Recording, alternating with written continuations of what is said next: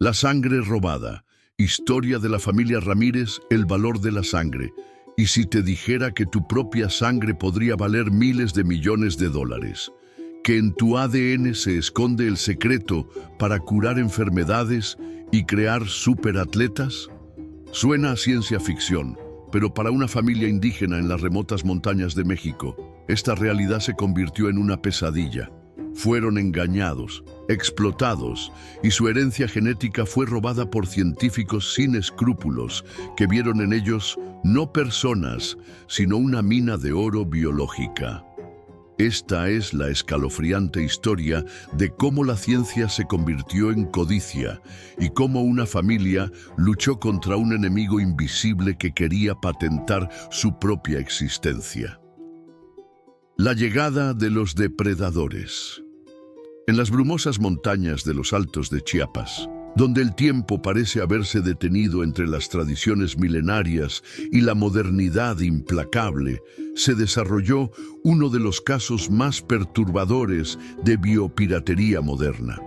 Esta es la historia real de la familia Ramírez, portadores de un código genético tan excepcional que despertó la codicia de investigadores internacionales. Lo que comenzó como un aparente proyecto de colaboración científica se transformó en un caso de explotación que revelaría las profundidades de la ambición humana y la vulnerabilidad de los pueblos originarios ante el colonialismo científico del siglo XXI. El 15 de marzo de 2001, un Toyota Land Cruiser blanco se detuvo frente al Hotel Casa Mexicana en San Cristóbal de las Casas, Chiapas. Del vehículo descendieron 3 personas que parecían turistas académicos: un hombre alto de cabello rubio y gafas, una mujer de mediana edad con una mochila llena de equipos electrónicos y un tercero impecablemente vestido con traje a pesar del calor húmedo de la región. El doctor Marcus Heidelberg, genetista de 45 años de la Universidad de Heidelberg, había llegado a México con una misión que él mismo describía como revolucionaria para la comprensión de la diversidad genética humana. Junto a él, la doctora Sarah Mitchell, antropóloga médica de la Universidad de Georgia, y James Crawford, representante de Molecular Genetics Limitada, una empresa biotecnológica británica con sede en Gales. Lo que los habitantes de San Cristóbal no sabían era que estos 3 individuos habían pasado los últimos 2 años planificando meticulosamente lo que se convertiría en uno de los casos más documentados de biopiratería en América Latina. Su objetivo no era el turismo cultural ni la investigación académica altruista, sino algo mucho más valioso y controvertido: el patrimonio genético de los pueblos indígenas de Chiapas. El Plan Maestro, el proyecto, oficialmente denominado Investigación Farmacéutica y Uso Sustentable del Conocimiento Etnobotánico y Biodiversidad en la región maya de los Altos de Chiapas, había sido aprobado con un presupuesto de $2,5 millones, financiado conjuntamente por el gobierno estadounidense y la empresa británica Molecular Genetics Limitada.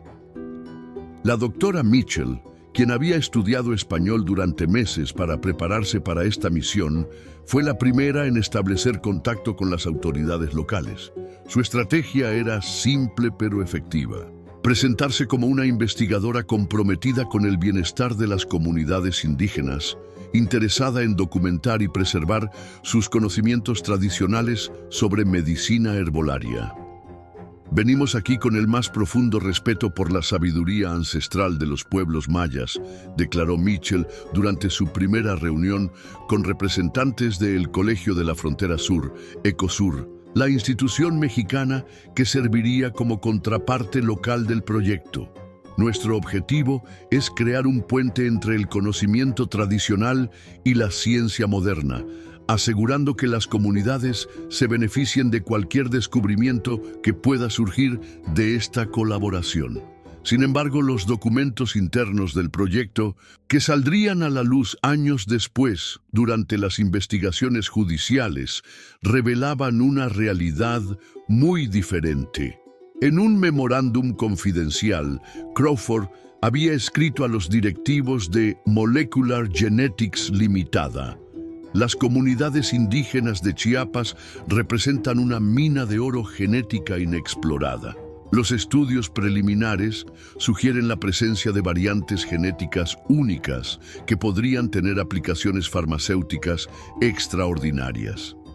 Es crucial que aseguremos el acceso exclusivo a estas muestras antes de que otros competidores identifiquen esta oportunidad.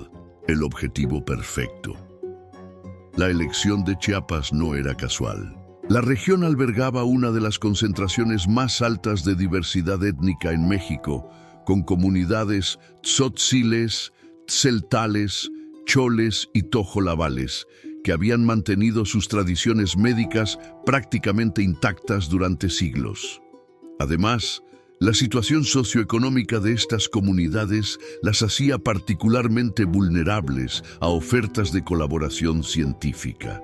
Durante sus primeras semanas en Chiapas, el equipo estableció contacto con varias comunidades en los municipios de San Juan Chamula, Sinacantán y Tenejapa, utilizando traductores locales y aprovechando la red de contactos de Ecosur. Comenzaron a identificar familias que destacaran por su conocimiento tradicional de plantas medicinales y, más importante aún, por características físicas que pudieran indicar variantes genéticas de interés. Fue durante una de estas visitas exploratorias que conocieron a la familia Ramírez. La familia elegida, don Esteban Ramírez, de 65 años, era reconocido en toda la región como uno de los curanderos tradicionales más respetados. Su conocimiento sobre las propiedades medicinales de más de 300 plantas locales había sido transmitido a través de generaciones de sus ancestros mayas. Pero lo que realmente captó la atención de los investigadores no fue solo el conocimiento de don Esteban, sino las características físicas excepcionales de su familia. Sus hijos, María de 35 años y Javier de 28, mostraban una resistencia física notable y una ausencia casi completa de las enfermedades crónicas comunes en la región. María, quien trabajaba como enfermera comunitaria, había llamado la atención de los servicios de salud locales por su capacidad para trabajar jornadas extenuantes sin mostrar signos de fatiga. Podía caminar durante horas por terrenos montañosos, cargando suministros médicos sin agotarse. Su resistencia era legendaria en la región. Javier, estudiante de biología en la Universidad Nacional Autónoma de México, había destacado en competencias deportivas universitarias a pesar de no haber tenido entrenamiento formal. Sus compañeros lo apodaban el incansable por su capacidad de estudio y resistencia física que parecía sobrenatural. Esta familia representa exactamente lo que estamos buscando, escribió Heidelberg en sus notas de campo después del primer encuentro. Combinación perfecta de conocimiento tradicional preservado y características fenotípicas que sugieren variantes genéticas de interés excepcional. La seducción. La aproximación inicial fue cuidadosamente orquestada. Mitchell se presentó ante don Esteban como una investigadora interesada en aprender sobre medicina tradicional maya, enfatizando su respeto por la sabiduría ancestral y su deseo de ayudar a preservar estos conocimientos para las futuras generaciones. Don Esteban, inicialmente receloso como cualquier guardián de conocimientos sagrados, comenzó a mostrar cierta apertura cuando Mitchell demostró un conocimiento genuino sobre plantas medicinales. Había hecho su tarea, estudiando textos antropológicos y botánicos sobre la región. La estrategia de ganar confianza a través del respeto cultural aparente estaba funcionando perfectamente. Me impresionó su conocimiento, recordaría don Esteban años después. Parecía realmente interesada en aprender, no solo en tomar información. Hablaba de nuestras plantas con respeto, como si entendiera que eran sagradas. Sin embargo, lo que don Esteban no sabía era que cada conversación estaba siendo grabada discretamente, cada fórmula medicinal documentada meticulosamente, y cada planta identificada estaba siendo fotografiada y georreferenciada para futuras expediciones de recolección. Los investigadores estaban construyendo sistemáticamente una base de datos del conocimiento tradicional de la familia Ramírez. Durante 3 semanas, Mitchell visitó a la familia regularmente. Don Esteban compartió generosamente sus conocimientos sobre más de 200 plantas medicinales. Le enseñó sobre el té de la fuerza, una infusión de 7 plantas específicas que había sido utilizada por su familia durante generaciones para aumentar la resistencia y la energía. Le mostró las técnicas de preparación del bálsamo del guerrero, una pomada para dolores musculares que había sido un secreto familiar durante siglos. La trampa se cierra. El punto de inflexión llegó cuando Mitchell propuso realizar exámenes médicos gratuitos para toda la familia. Es lo mínimo que podemos hacer, explicó a don Esteban con una sonrisa aparentemente sincera. Asegurarnos de que ustedes y su familia estén en perfecta salud mientras nos ayudan con nuestra investigación. Queremos documentar científicamente la efectividad de su medicina tradicional. La propuesta fue aceptada con gratitud. En una región donde el acceso a servicios médicos especializados era limitado y costoso, la oferta parecía una bendición enviada por los dioses. Don Esteban, María y Javier accedieron a someterse a lo que creían serían exámenes médicos de rutina, incluyendo análisis de sangre para verificar su estado de salud general. Pensamos que era su manera de agradecernos por compartir nuestros conocimientos, recordaría María. Nunca imaginamos que tenían otras intenciones. El 3 de abril de 2001, en una pequeña clínica improvisada en el Centro de Salud Comunitario, se extrajo la primera muestra de sangre de la familia Ramírez. Don Esteban, confiando en las buenas intenciones de los investigadores, extendió su brazo mientras Mitchell le explicaba que la muestra sería utilizada únicamente para verificar su estado de salud general y como parte de los estudios sobre la efectividad de la medicina tradicional. Esa muestra de sangre, etiquetada como muestra Chicero 01, contenía un código genético que cambiaría el curso de la investigación y desencadenaría una serie de eventos que expondrían las prácticas más controvertidas de la biopiratería moderna. La trampa había sido tendida y las víctimas ni siquiera lo sabían. El descubrimiento que cambiaría todo 3 semanas después. El doctor Heidelberg recibió una llamada que cambiaría el curso de toda la investigación. Era el doctor Jonathan Whitmore, director del Laboratorio de Genética Poblacional de la Universidad de Harvard, uno de los centros de investigación genética más prestigiosos del mundo. Marcus, necesitas sentarte para escuchar esto, comenzó Whitmore con una voz que mezclaba excitación y asombro. Los resultados de las muestras son absolutamente extraordinarios. En mis 30 años de carrera investigando genética humana, nunca había visto nada parecido a lo que estoy observando en estos análisis. Heidelberg sintió cómo su pulso se aceleraba mientras sostenía el teléfono con manos temblorosas. ¿Qué encontraste exactamente, Jonathan? Es lo que esperábamos. Es mucho más de lo que esperábamos, respondió Whitmore. La familia que seleccionaste presenta variantes genéticas que no están documentadas en ninguna base de datos mundial. Estamos hablando de mutaciones únicas en genes relacionados con la resistencia muscular, el metabolismo energético y la respuesta inmunológica. Es como si hubieran evolucionado para ser físicamente superiores en múltiples aspectos. El tesoro genético. Los resultados detallados revelaban un panorama genético que superaba las expectativas más optimistas de los investigadores. La familia Ramírez portaba variantes en el gen ACTN3, conocido en la comunidad científica como el gen de la velocidad, que estaban presentes en menos del 0.1% de la población mundial. Este gen, cuando presenta ciertas mutaciones, permite a los músculos contraerse con mayor velocidad y potencia.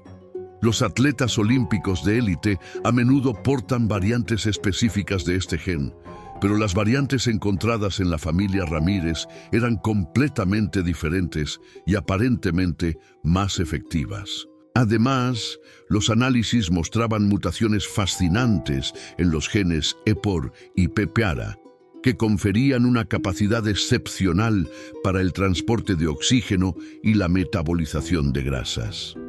El gen EPOR regula la producción de glóbulos rojos, y las variantes encontradas explicaban por qué los miembros de la familia podían trabajar a grandes altitudes sin fatigarse. El gen PPARA, relacionado con el metabolismo de las grasas, presentaba mutaciones que permitían una eficiencia energética extraordinaria. Pero lo más sorprendente de todo era la presencia de una variante completamente nueva en el gen MSTN, responsable de regular el crecimiento muscular.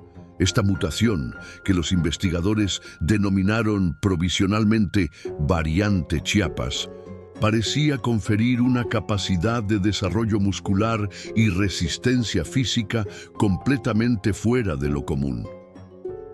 Esto no es solo científicamente fascinante, explicó Crawford durante una reunión urgente convocada después de recibir los resultados. Estamos hablando de un potencial farmacéutico que podría valer cientos de millones de dólares. Si podemos aislar y sintetizar las proteínas codificadas por estas variantes, podríamos desarrollar tratamientos revolucionarios para distrofia muscular, enfermedades metabólicas y trastornos relacionados con la resistencia física. Los primeros escrúpulos. La doctora Mitchell comenzó a sentir las primeras punzadas de inquietud ética mientras procesaba la magnitud del descubrimiento. ¿Estamos seguros de que estamos manejando esto de manera apropiada?, preguntó durante la reunión. La familia confía en nosotros completamente y ellos no tienen la menor idea del valor comercial de lo que hemos descubierto en su sangre. Crawford la miró con condescendencia, como si estuviera hablando con una niña ingenua. Sarah, estamos haciendo ciencia de vanguardia que beneficiará a millones de personas en todo el mundo. La familia Ramírez será reconocida como contribuyentes fundamentales al avance de la medicina moderna. ¿No es eso suficiente reconocimiento y honor para ellos? Heidelberg, completamente absorto en las implicaciones científicas del descubrimiento, ya estaba planeando los siguientes pasos de la investigación. Necesitamos obtener más muestras de sangre y expandir el estudio a otros miembros de la comunidad. Si estas variantes genéticas están presentes en otras familias de la región, podríamos estar ante el descubrimiento genético más importante del siglo. La vigilancia inesperada. Lo que ninguno de los tres investigadores sabía era que sus conversaciones estaban siendo escuchadas por oídos atentos y preocupados. Javier Ramírez, el hijo menor de don Esteban, había conseguido un trabajo de medio tiempo como asistente de mantenimiento en el Hotel Casa Mexicana para ayudar con los gastos de su educación universitaria. Su dominio del inglés, resultado de sus estudios de biología, le había permitido comprender fragmentos de las conversaciones telefónicas y reuniones de los investigadores. Inicialmente, Javier había sentido orgullo al escuchar que su familia era objeto de interés científico, pensando que esto validaba la sabiduría de sus ancestros. Pero gradualmente, las referencias constantes a valor comercial, potencial farmacéutico, cientos de millones de dólares y exclusividad comercial no encajaban con la narrativa de investigación altruista y preservación cultural que los investigadores habían presentado a su familia. Algo no cuadraba, recordaría Javier años después. Hablaban de nosotros como si fuéramos productos, no personas. Usaban palabras como valor, exclusividad y mercado cuando se referían a nuestra sangre. Señales de alarma en la comunidad. Mientras tanto, en la comunidad, la presencia prolongada de los investigadores comenzó a generar reacciones mixtas. Algunos habitantes veían con buenos ojos los servicios médicos gratuitos que habían proporcionado y valoraban el aparente interés en preservar sus tradiciones. Sin embargo, otros, especialmente los ancianos con mayor experiencia en tratos con forasteros, expresaban preocupación por el interés insaciable de los investigadores en documentar conocimientos que habían sido guardados celosamente durante generaciones. Don Esteban comenzó a notar aspectos que le generaban inquietud. Mitchell había mostrado un interés particular y persistente en plantas medicinales específicamente utilizadas para tratar dolencias musculares y aumentar la resistencia física. Sus preguntas se volvían cada vez más técnicas y detalladas, como si estuviera tratando de obtener fórmulas exactas más que comprensión cultural. Hay algo en la forma en que preguntan que no me gusta, confió don Esteban a su esposa una noche después de una sesión particularmente intensa con Mitchell. Es como si estuvieran buscando algo específico, no como si quisieran aprender por respeto a nuestras tradiciones. Las preocupaciones se intensificaron cuando Mitchell solicitó realizar exámenes médicos de seguimiento que requerirían muestras de sangre adicionales de toda la familia, para asegurarnos de que los tratamientos tradicionales no tengan efectos secundarios, explicó. Pero la solicitud le pareció extraña a don Esteban. La red se descubre. Don Esteban decidió consultar discretamente con otros líderes comunitarios de la región y se enteró de que familias en comunidades vecinas también habían sido contactadas por el mismo grupo de investigadores con exactamente el mismo patrón de comportamiento. La información más perturbadora llegó a través de don Mariano Pérez, un curandero respetado de Sinacantán, con quien don Esteban había mantenido amistad durante décadas. Vinieron a mi comunidad hace 2 años con exactamente las mismas promesas, relató don Mariano. Tomaron muestras de sangre de varias familias, documentaron meticulosamente nuestras plantas medicinales, fotografiaron todo y luego desaparecieron sin dejar rastro. Nunca supimos qué pasó con esas muestras de sangre y nunca vimos ningún beneficio para nuestras comunidades. Esta revelación generó una onda de preocupación que se extendió rápidamente entre las comunidades conectadas. Fue en este contexto de creciente desconfianza que María Ramírez, con su formación como enfermera y acceso a Internet en el centro de salud, decidió hacer sus propias investigaciones sobre los visitantes. La investigación propia. Lo que María descubrió durante sus búsquedas en Internet la dejó profundamente perturbada y con el estómago revuelto. Molecular Genetics Limitada, la empresa que representaba a Crawford, tenía un historial extenso y documentado de controversias relacionadas específicamente con biopiratería en países en desarrollo. La empresa había sido acusada formalmente por gobiernos y organizaciones internacionales de apropiarse sistemáticamente de conocimientos tradicionales y recursos genéticos de comunidades indígenas, sin proporcionar beneficios equitativos o siquiera reconocimiento adecuado. Más alarmante aún, María encontró referencias detalladas a casos similares que seguían exactamente el mismo patrón que estaban experimentando. El caso de la comunidad Waorani en Ecuador era particularmente revelador.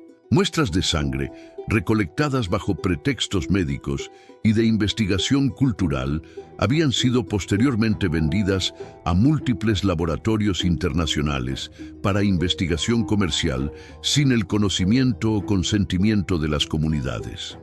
En Perú, la empresa había documentado y apropiado conocimientos tradicionales sobre plantas medicinales de comunidades amazónicas, posteriormente patentando compuestos derivados y generando millones de dólares en ganancias sin compartir absolutamente nada con las comunidades que habían proporcionado el conocimiento original. La confrontación familiar. Papá, dijo María a don Esteban después de imprimir varios artículos y documentos que había encontrado.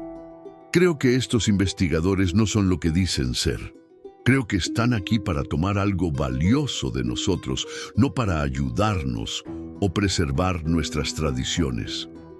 Don Esteban, confrontado con esta información devastadora, sintió una mezcla explosiva de traición y furia que no había experimentado en décadas. Había compartido generosamente los conocimientos más sagrados de sus ancestros, secretos familiares transmitidos durante generaciones, creyendo sinceramente que estaba contribuyendo a la preservación de la sabiduría de su pueblo para las futuras generaciones. La posibilidad de que esa confianza sagrada hubiera sido traicionada de manera tan cínica era más que una ofensa personal. Era un ataque directo a la dignidad de su pueblo, a la memoria de sus ancestros y a todo lo que él representaba como guardián de tradiciones milenarias. Esa noche, después de horas de deliberación familiar, don Esteban tomó una decisión crucial. Convocó discretamente a una reunión urgente del Consejo de Ancianos de la comunidad y decidió confrontar directamente a los investigadores con las evidencias que María había recopilado. Pero antes de que pudiera ejecutar su plan, Javier llegó a casa corriendo con información que confirmaría definitivamente sus peores temores. Una conversación que había logrado grabar y que revelaría la verdadera naturaleza criminal del proyecto. La revelación demoledora. La conversación que Javier había escuchado y grabado esa noche del 25 de abril de 2001 revelaría la verdadera magnitud y naturaleza criminal de la operación. Crawford, en una videoconferencia con los directivos de Molecular Genetics Limitada, creía estar en completa privacidad en su habitación del hotel, pero Javier pudo escuchar desde el conducto de ventilación que estaba reparando en la habitación contigua. Los resultados preliminares superan nuestras expectativas más optimistas, decía Crawford con un tono de triunfo empresarial. La familia objetivo presenta un perfil genético que podría revolucionar completamente el mercado mundial de terapias musculares y tratamientos de resistencia. Estamos hablando de un potencial de mercado de al menos $500 millones anuales solo en Estados Unidos y Europa, sin contar los mercados asiáticos emergentes. La voz de una mujer que se identificó como la doctora Elizabeth Thornton, directora científica de la empresa, respondió con interés evidente.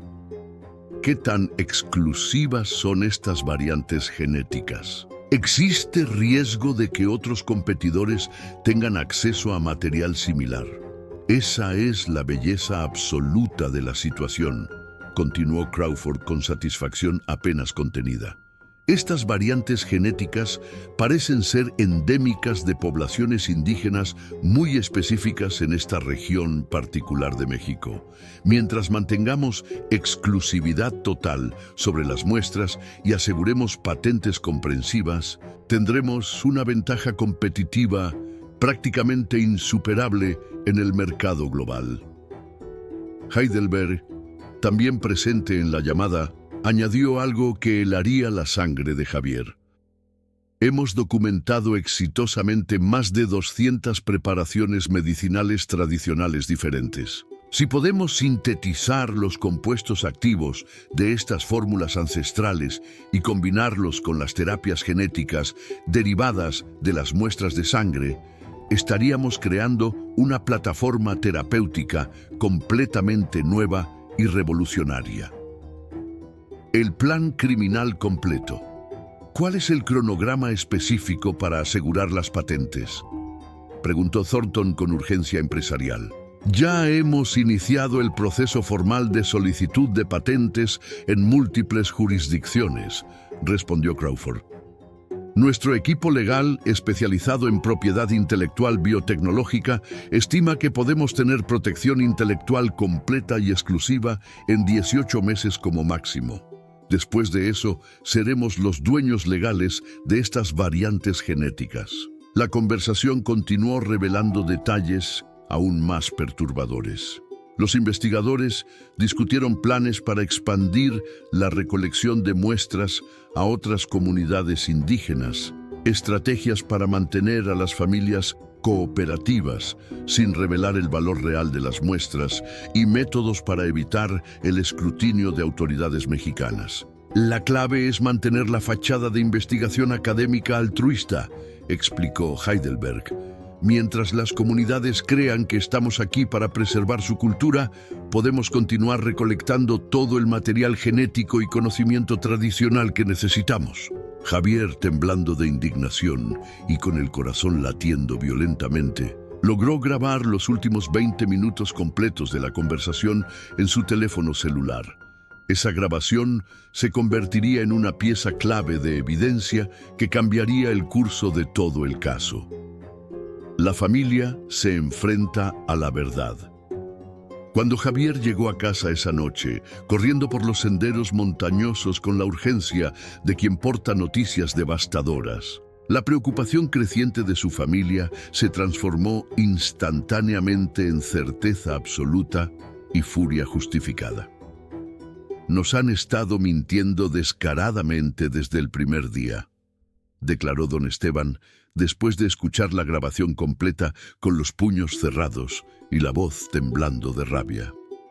No vinieron aquí a ayudarnos o a preservar nuestras tradiciones, vinieron a robarnos, a tomar lo que nos pertenece por herencia ancestral y convertirlo en dinero para sus bolsillos.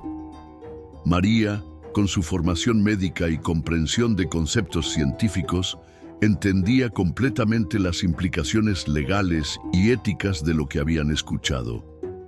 Papá, están hablando de patentar nuestros genes. Están tratando de apropiarse legalmente de algo que está literalmente en nuestra sangre, algo que heredamos de nuestros ancestros durante miles de años, y convertirlo en su propiedad privada exclusiva. La violación era múltiple y profundamente ofensiva en varios niveles.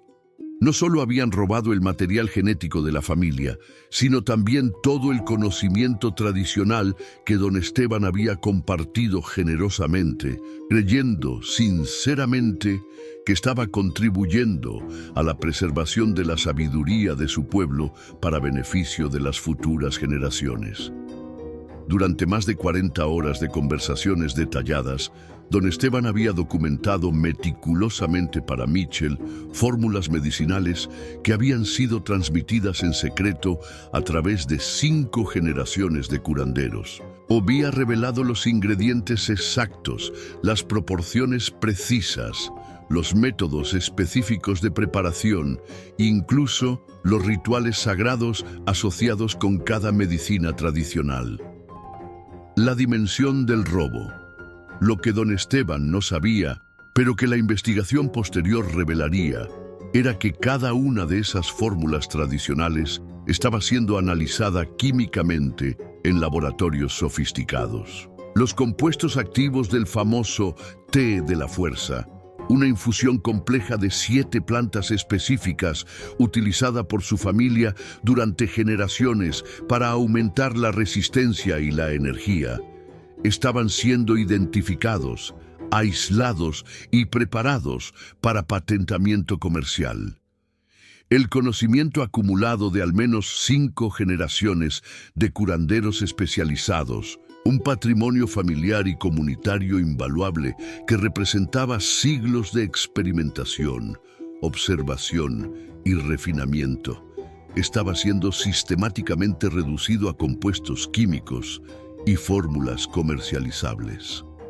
La situación se volvió aún más grave cuando la familia Ramírez descubrió, a través de sus contactos con otras comunidades, que al menos 12 familias en 6 comunidades diferentes habían sido blanco del mismo equipo de investigadores siguiendo exactamente el mismo patrón de comportamiento. La movilización comunitaria, la reunión urgente de líderes comunitarios convocada por don Esteban en el centro ceremonial tradicional confirmó un patrón claro y sistemático de explotación. Representantes de comunidades tzotziles, tzeltales y choles compartieron experiencias prácticamente idénticas. Investigadores extranjeros que llegaban con promesas de colaboración cultural, recolectaban muestras biológicas bajo pretextos médicos, documentaban exhaustivamente conocimientos tradicionales y luego desaparecían sin proporcionar beneficios reales a las comunidades. Lo que están haciendo tiene un nombre específico en el derecho internacional, declaró María durante la reunión, utilizando el conocimiento que había adquirido en sus investigaciones intensivas. Se llama biopiratería. Están robando sistemáticamente nuestro patrimonio genético y nuestros conocimientos tradicionales sin nuestro consentimiento informado y sin compartir los beneficios económicos que generen. Fue en este momento crítico de crisis comunitaria que la familia Ramírez y las comunidades afectadas decidieron tomar acción legal y mediática. Sin embargo, antes de que pudieran implementar su estrategia, necesitaban obtener más evidencia sólida para construir un caso legal sólido. Esa evidencia adicional llegaría de una fuente completamente inesperada, el propio sistema académico internacional. El informante interno. El doctor Roberto Alarcón, investigador senior de Ecosur y especialista reconocido en bioética, había tenido reservas serias sobre el proyecto desde sus etapas iniciales. Su experiencia previa, investigando múltiples casos documentados de biopiratería en América Latina, lo había sensibilizado a reconocer las señales de alerta características. La prisa inusual por obtener muestras biológicas, el nivel extremo de secretismo en las comunicaciones y la falta de transparencia sobre los objetivos reales del proyecto eran señales de alerta inequívocas. Recordaría a Alarcón durante testimonios posteriores, utilizando su extensa red de contactos académicos internacionales. Alarcón comenzó a investigar discretamente los antecedentes de Molecular Genetics Limitada y descubrió un historial extensamente documentado de apropiación de recursos genéticos en Brasil, Perú y Ecuador. También descubrió que Heidelberg había participado previamente en proyectos similares, controvertidos en África y Asia, y que Mitchell había sido coautora de múltiples artículos científicos que utilizaban conocimientos tradicionales indígenas sin el debido consentimiento informado de las comunidades. Armado con esta información devastadora, Alarcón contactó directamente a la familia Ramírez. Su llegada el 12 de mayo marcó un punto de inflexión decisivo en toda la situación. No solo confirmó todas sus sospechas más terribles, sino que les proporcionó información específica y detallada sobre el verdadero valor comercial de lo que les habían extraído. Más alarmante aún, Alarcón les mostró documentos que revelaban que Molecular Genetics Limitada ya había iniciado formalmente el proceso legal para patentar sus variantes genéticas en múltiples jurisdicciones internacionales. La revelación legal devastadora Están tratando de patentar literalmente sus genes, explicó Alarcón, con voz grave, durante una reunión familiar tensa. Están reclamando propiedad intelectual exclusiva sobre variantes genéticas que ustedes heredaron naturalmente, que han estado en su familia durante miles de años de evolución y selección natural. El concepto era una violación fundamental de la cosmovisión indígena de la familia. Para don Esteban, la idea de que alguien pudiera poseer algo que fluía en su sangre desde tiempos ancestrales era incomprensible y profundamente ofensivo.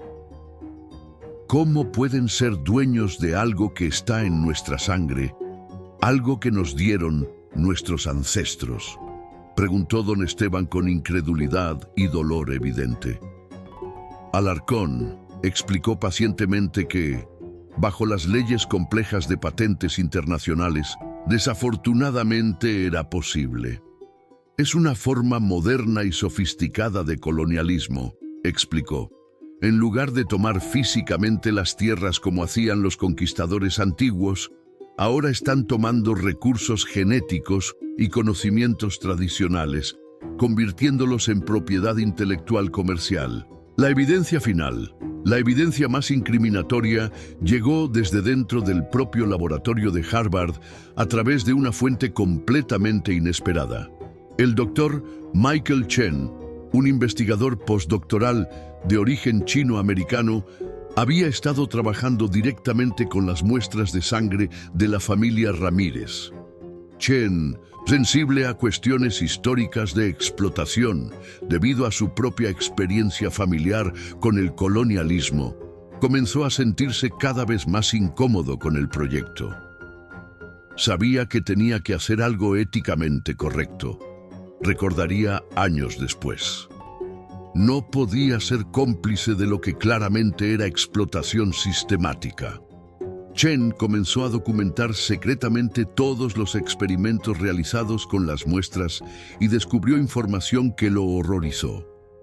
Las muestras de sangre ya habían sido distribuidas a al menos 5 laboratorios diferentes en Estados Unidos y Europa, sin ningún tipo de supervisión ética o consentimiento adicional. Peor aún, varios de estos laboratorios estaban desarrollando activamente líneas celulares inmortalizadas utilizando las células de la familia Ramírez, lo que significaba que podrían reproducir y estudiar sus células indefinidamente sin necesidad de obtener nuevas muestras. La decisión de Chen de convertirse en informante interno y proporcionar evidencia crucial a la familia Ramírez marcaría el inicio de una batalla legal épica que expondría públicamente las prácticas más oscuras de la biopiratería moderna y establecería precedentes legales importantes para la protección de los derechos genéticos de los pueblos indígenas. La resistencia se organiza. La mañana del 15 de mayo de 2001, don Esteban convocó una reunión extraordinaria del Consejo de Médicos y Parteras Indígenas Tradicionales de Chiapas, COMPICH. En el centro ceremonial tradicional, rodeado por las montañas ancestrales y bajo la protección espiritual de sus antepasados, representantes de 15 comunidades diferentes escucharon en silencio sagrado la historia completa de la traición. El testimonio de don Esteban, apoyado por las grabaciones de Javier, los documentos proporcionados por Alarcón y la evidencia fotográfica de Chen, generó una onda de indignación colectiva que se extendió como fuego por toda la asamblea. Al final de esa jornada histórica, los líderes tomaron decisiones unánimes y trascendentales que cambiarían el curso de los eventos. Confrontar directamente a los investigadores y exigir explicaciones públicas, exigir la devolución inmediata de todo el material genético y cultural apropiado. Iniciar acciones legales coordinadas en México y Estados Unidos y lanzar una campaña de concientización pública internacional. La confrontación directa. La confrontación directa tuvo lugar el 18 de mayo en una asamblea comunitaria convocada específicamente para ese propósito. En lugar de la bienvenida cordial que esperaban, los tres investigadores se encontraron con más de 100 miembros de la comunidad reunidos en una formación ceremonial tradicional que comunicaba seriedad y determinación absoluta. Sabemos exactamente quiénes son ustedes y qué han estado haciendo realmente, declaró don Esteban con una voz que resonaba con autoridad ancestral. Exigimos que nos devuelvan inmediatamente todo lo que nos han tomado sin nuestro verdadero consentimiento y que se retiren permanentemente de nuestras tierras.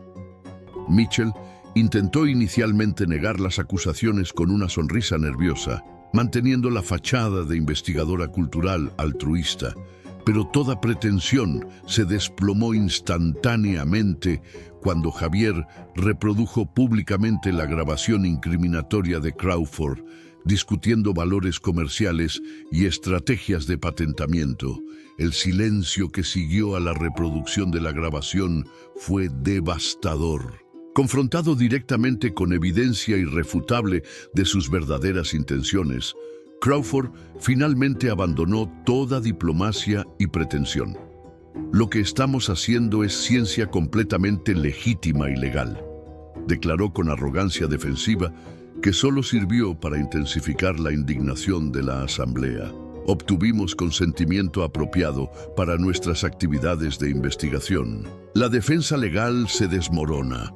¿Consentimiento para qué específicamente?, replicó María, con la precisión de alguien que había investigado exhaustivamente sus derechos legales.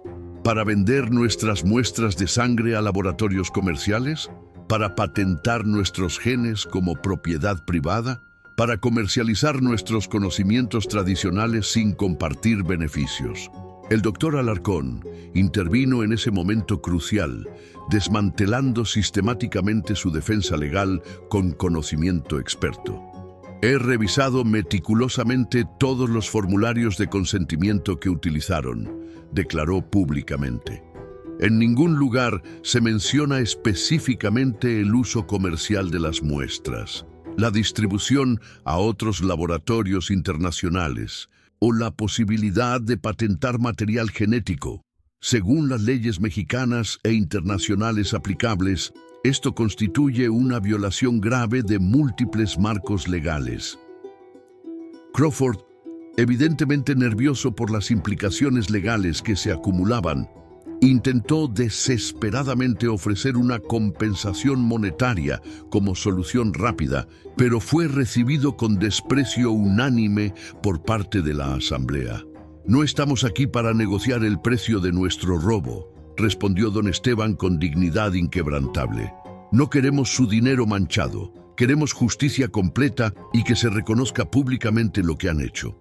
La reunión terminó con un ultimátum claro e innegociable: devolución completa de todo el material genético y cultural, cesación inmediata de toda investigación relacionada y reconocimiento público de las violaciones cometidas. La contraofensiva corporativa. Sin embargo, en lugar de acceder a las demandas legítimas, Molecular Genetics Limitada decidió contraatacar agresivamente.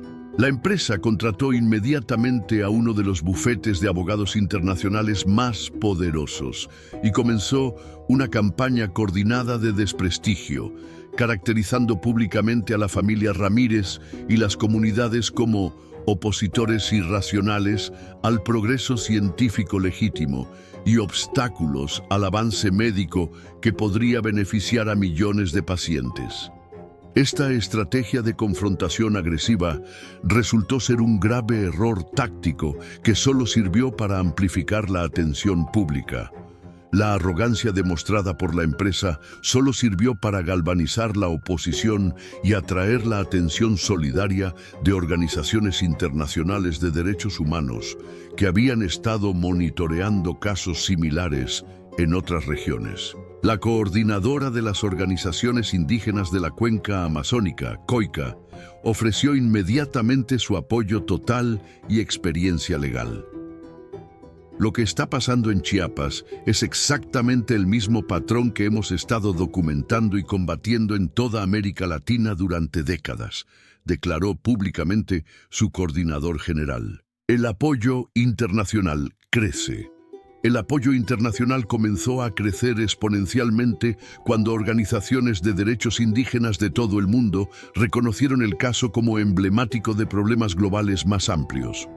La Organización Nacional del Congreso de Indios Americanos en Estados Unidos, el Parlamento Sámi en Noruega y la Asamblea de las Primeras Naciones en Canadá emitieron declaraciones públicas de apoyo. El caso comenzó a atraer la atención de medios de comunicación internacionales cuando periodistas especializados en temas indígenas reconocieron su significado potencial como precedente legal.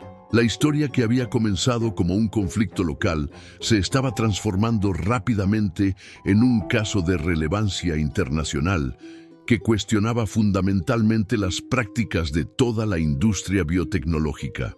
La verdadera batalla mediática y legal apenas estaba comenzando, pero las fuerzas estaban alineándose para una confrontación épica que definiría los derechos de los pueblos indígenas en la era de la biotecnología moderna. La batalla legal épica. El 2 de junio de 2001, la comandante Elena Vázquez, de la Fiscalía Especializada en Delitos Ambientales de la Procuraduría General de la República, recibió una llamada telefónica que cambiaría definitivamente el curso de su carrera legal. Era el doctor Roberto Alarcón informándole con urgencia que tenía en su posesión evidencia sólida del que podría ser el caso de biopiratería más exhaustivamente documentado en toda la historia de México. Vázquez, una abogada experimentada con más de 15 años de experiencia prosecutorial en casos ambientales complejos, había desarrollado una reputación nacional por su tenacidad en perseguir violaciones de la soberanía nacional relacionadas con recursos naturales. La comandante convocó inmediatamente a Alarcón y a representantes designados de la familia Ramírez a una reunión urgente en las oficinas centrales de la Procuraduría en la Ciudad de México. Durante 8 horas intensas e ininterrumpidas, Vázquez y su equipo legal especializado revisaron meticulosamente toda la evidencia acumulada. En mis años como fiscal especializada, recordaría Vázquez durante testimonios posteriores, nunca había visto un caso con evidencia tan clara, abundante y devastadora de violaciones sistemáticas de múltiples marcos legales nacionales e internacionales. La investigación oficial federal comenzó inmediatamente con recursos significativos asignados. El equipo especializado de Vázquez, trabajando en coordinación con expertos en biotecnología del Centro de Investigación y de Estudios Avanzados del Instituto Politécnico Nacional, confirmó meticulosamente la autenticidad de todos los documentos proporcionados por Chen. Más importante aún, lograron rastrear físicamente las muestras de sangre de la familia Ramírez y confirmaron que efectivamente habían sido distribuidas ilegalmente a laboratorios internacionales sin ninguna de las autorizaciones apropiadas requeridas por la legislación mexicana. La investigación reveló que Molecular Genetics Limitada había violado sistemáticamente al menos 12 leyes mexicanas fundamentales, incluyendo disposiciones específicas de la Ley General de Salud relacionadas con investigación biomédica, el Convenio 169 de la Organización Internacional del Trabajo sobre pueblos indígenas y tribales y múltiples tratados internacionales de los cuales México era signatario. No estábamos enfrentando violaciones menores o técnicas, explicó Vázquez durante conferencias de prensa posteriores.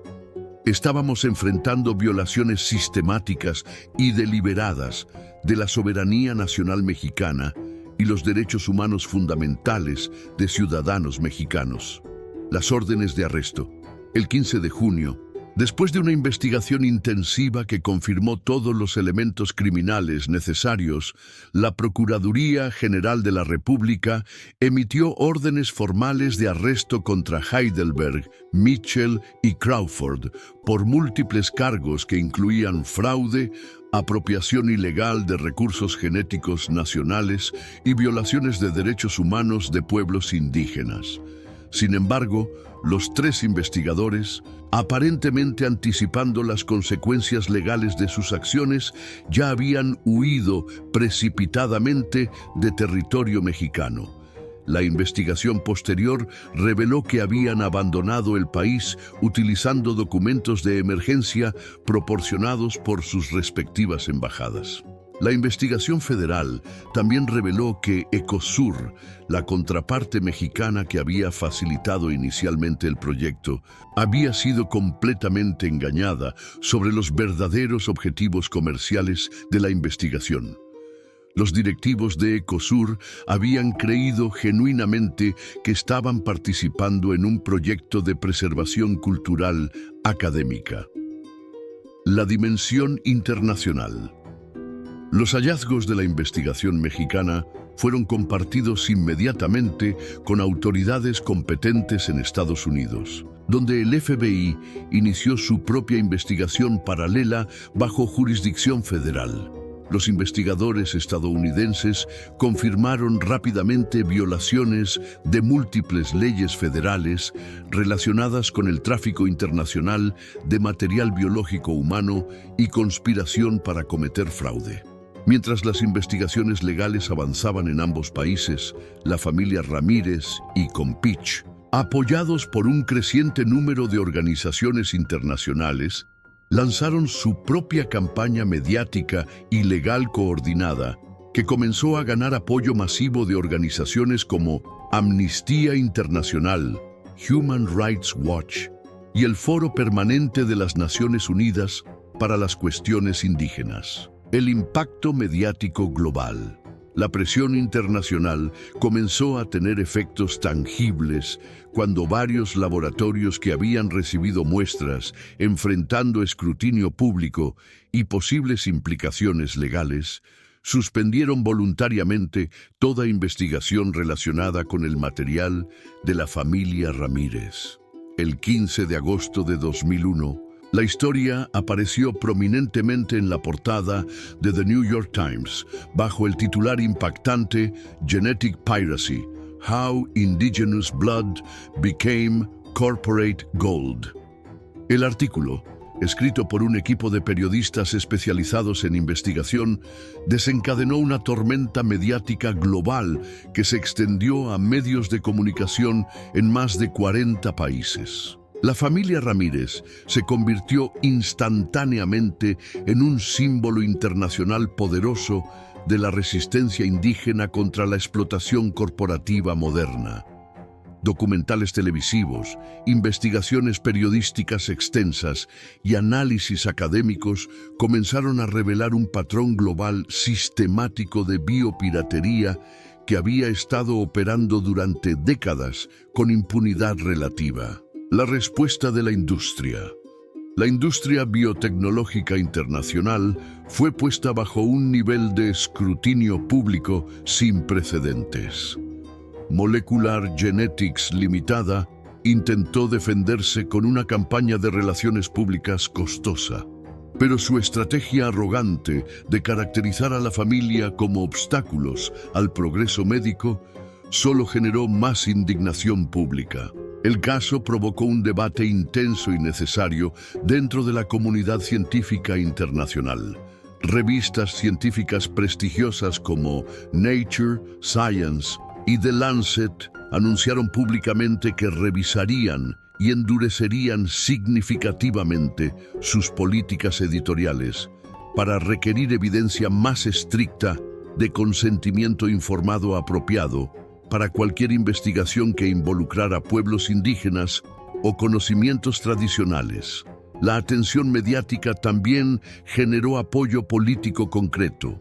Legisladores en México, Estados Unidos y la Unión Europea comenzaron a proponer y desarrollar nuevas leyes específicamente diseñadas para proteger los derechos genéticos de los pueblos indígenas y regular más estrictamente la investigación biotecnológica internacional. Con la opinión pública internacional firmemente alineada con la causa de la familia Ramírez, el escenario estaba finalmente preparado para la resolución legal definitiva que establecería precedentes históricos. La victoria histórica, el 12 de diciembre de 2002, en una fecha que se volvería simbólicamente significativa, un tribunal federal en Boston emitió una decisión judicial completamente histórica, que reverberaría a través de toda la comunidad internacional de derechos humanos y biotecnología. El juez federal, Robert Chen, sin relación familiar con el informante Michael Chen, pero compartiendo una sensibilidad similar hacia cuestiones de explotación colonial, ordenó categóricamente a todos los laboratorios involucrados que destruyeran inmediata e irreversiblemente todo el material genético derivado de la familia Ramírez y cesaran cualquier investigación en curso relacionada. Los demandados en este caso, escribió el juez Chen en su fallo judicial de 43 páginas, trataron sistemáticamente a los miembros de la familia Ramírez no como seres humanos con derechos inherentes e inalienables, sino meramente como fuentes convenientes de materia prima genética comercialmente valiosa. Esta conducta es no solo éticamente reprobable, según cualquier estándar moral civilizado, sino también legalmente indefendible bajo múltiples marcos jurídicos nacionales e internacionales. Los términos de la decisión. La decisión judicial ordenó específicamente la destrucción verificada de todas las muestras de sangre originales, todas las líneas celulares derivadas que habían sido desarrolladas y toda la documentación de investigación relacionada con las variantes genéticas identificadas. Además, el tribunal ordenó el pago de $15 millones en daños compensatorios directos a la familia Ramírez, reconociendo tanto el daño económico como el trauma psicológico y cultural que habían sufrido. Más significativamente, la decisión también ordenó la creación de un fondo especial de $50 millones específicamente destinado a compensar a otras víctimas documentadas de biopiratería y a financiar programas de protección de derechos genéticos indígenas a nivel internacional. Cuando escuchamos la decisión completa del juez siendo leída en la corte, recordaría María años después, sentimos que finalmente se había hecho justicia no solo para nuestra familia, sino para todos los pueblos indígenas que habían sufrido explotación similar. Las consecuencias para los perpetradores. La victoria legal desencadenó una serie de consecuencias devastadoras para todos los involucrados en el esquema criminal. Molecular Genetics Limitada, enfrentando investigaciones criminales en múltiples jurisdicciones y demandas civiles masivas, se declaró oficialmente en bancarrota en marzo de 2003. Crawford fue arrestado por el FBI en el Aeropuerto Internacional de Miami mientras intentaba abordar un vuelo hacia las Islas Caimán y posteriormente fue condenado a 5 años de prisión federal por conspiración, fraude y violaciones de derechos civiles. Heidelberg y Mitchell, que habían logrado huir a países sin tratados de extradición, fueron condenados en ausencia por tribunales tanto mexicanos como estadounidenses y permanecen hasta el día de hoy como fugitivos internacionales buscados por Interpol. La revolución en estándares éticos. El caso catalizó una revolución completa en los estándares éticos internacionales para investigación biomédica. En 2003, la Organización Mundial de la Salud adoptó nuevas directrices comprensivas que requerían consentimiento libre, previo e informado específicamente detallado para cualquier investigación que involucrara poblaciones indígenas o conocimientos tradicionales.